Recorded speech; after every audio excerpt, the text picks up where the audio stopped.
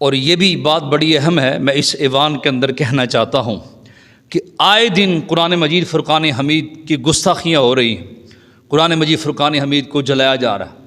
اللہ اکبر! وہ تو کافر ہیں، وہ تو خبیث ہیں، وہ لعین ہیں، ان کو نہیں پتہ قرآن مجید فرقان حمید کی اہمیت، اس کا مقام و مرتبہ کیا ہے، اس کی گستاخیاں کر رہے ہیں، ہم ان کی مذمت کرتے ہیں، اللہ کی بارگاہ میں ہم دعا بھی کرتے ہیں یا اللہ ایسوں کو تباہ و برباد کر دے، دنیا اور آخرت میں ذلیل و خوار کر دے۔ لیکن میں اپنے آپ سے بھی پوچھنا چاہتا ہوں، میں مسلمانوں سے بھی پوچھنا چاہتا ہوں جن کے سینے منور ہیں کلمہ طیبہ سے، اللہ پاک سلامت فرمائے، لیکن ہم نے اپنا محاسبہ کرنا ہے نا۔ انہوں نے تو یہ کیا ہے، لیکن ہم نے قرآن پاک کے ساتھ کیا کیا؟ کیا ہمارے معاملات قرآن کے مطابق ہیں؟ سرکار دو عالم صلی اللہ تعالیٰ علیہ وآلہ وسلم کے حدیث کے مطابق ہیں؟ کیا ہم نے قرآن کی مانی، قرآن سے محبت کرتے ہیں، قرآن کی تلاوت کرتے ہیں، اس کو سمجھ کے پڑھتے ہیں جو اس کا مقصد ہے، جو دنیا میں آیا کس کے لیے آیا؟ یہ ہمارے لیے ہے۔ اللہ اکبر! کیا ہم نے اس کو پڑھا، اس کو سمجھا ہے؟ کوئی کوشش کی ہے؟ 40 سالہ زندگی گزر گئی ہے، 50 سالہ زندگی گزر گئی ہے، ہم نے اس قرآن پاک کے ساتھ کیا کیا ہے؟ میں اگر دیکھو میرے گھر کے معاملات قرآن مجید فرقان حمید کے مطابق ہے، میرا اٹھنا میرا بیٹھنا اس کے مطابق ہے، میرا لین دین اس کے مطابق ہے، میرا کاروبار اس کے مطابق ہے، اور پھر میں اس کی تلاوت کرتا ہوں یا نہیں کرتا ہوں۔ آخری بار میں نے قرآن پاک کی تلاوت کب کی تھی، اس کو میں نے سمجھ کے پڑھا، اور ہماری حالت تو یہ ہے جو جنازہ ہم بار بار پڑھتے ہیں، ہمیں تو اس کی دعائیں بھی صحیح معنوں میں یاد نہیں ہیں، ہمیں تو یہ بھی نہیں پتہ کہ اس کا ترجمہ کیا ہے جو ہم پڑھتے ہیں، الا ماشاء اللہ۔ اور پھر ہم جو نماز پڑھ رہے ہیں بار بار پڑھتے ہیں، اس کا ترجمہ پتہ ہے ہمیں؟ پوچھئے ذرا اپنے اس اندر والے مفتی سے، یہ ڈنڈی نہیں مارتا، یہ صحیح بتاتا ہے کہ بندے تو کیا کر رہا۔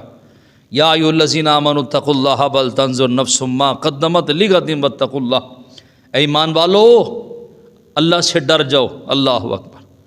اور ہر نفس یہ دیکھے، کوئی پروفیسر، کوئی ڈاکٹر جناب، کوئی انجینئر ہے، کوئی چھوٹا، کوئی بڑا، امیر غریب ہے، کوئی ہے، وہ دیکھے اس نے اپنے کل کے لیے کیا تیار کر رکھا، اس کے پاس ہے کیا اللہ رب العزت کی بارگاہ میں لے جانے کے لیے۔ اللہ اکبر! اپنا محاسبہ کریں، کیا ہم محبت کرتے ہیں قرآن پاک سے؟ پڑھتے ہیں، گھروں میں پڑھے ہوئے ہیں قرآن پاک جناب، اوپر مٹی آئی ہوئی جناب، آخری بار تلاوت کب ہوئی کوئی پتہ نہیں جناب، ایک پارہ پڑھنا پڑ جائے ہمیں 2 گھنٹے لگا دیتے۔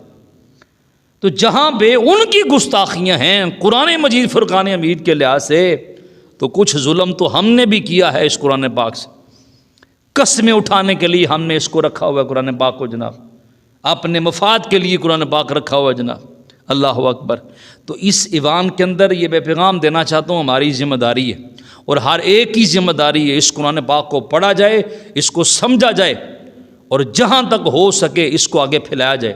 جو بھی مدرس ہے صحیح معنوں میں حضور کی محبت اور ادب لے کر درس قرآن دیتا ہے جناب، درس حدیث دیتا ہے، اس محفل کے اندر بیٹھا جائے، وہاں پہ اللہ رب العزت کی رحمت کا نزول ہوتا ہے۔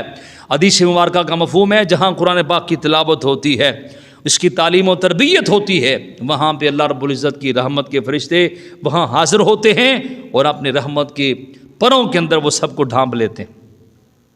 خاموشی کے ساتھ وہ تلاوت سنی جاتی ہے، اس کا درس سنا جاتا ہے، اور جب آخر میں لوگ دعا کرتے ہیں، حضور فرماتے ہیں وہ دعا کرنے والے جو ہیں، وہ جو انسان ہیں، مسلمان ہیں، تو حضور فرماتے ہیں وہ فرشتے بھی اس دعا میں آمین کہتے ہیں۔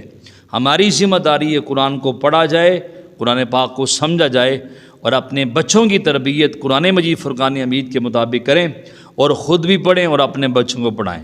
انشاءاللہ جب سارے مسلمان اس کی تلاوت شروع کر دیں گے، اس کے احکامات پہ عمل کریں گے، تو دنیا میں کسی مائی کے لال کی یہ جرت نہیں پڑے گی، اور کسی خبیث کی جرت نہیں پڑے گی کہ وہ قرآن مجید فرقان حمید کی گستاخی کر سکے، اور کسی بھی حوالہ سے قرآن پاک کی جو ہے وہ توہین کر سکے۔ اللہ پاک ہمیں صحیح معنوں میں اس عمل توفیق عطا فرمائے، اور قرآن پاک کا جو فیضان ہے اللہ ہمیں دنیا اور آخرت دونوں میں عطا فرمائے۔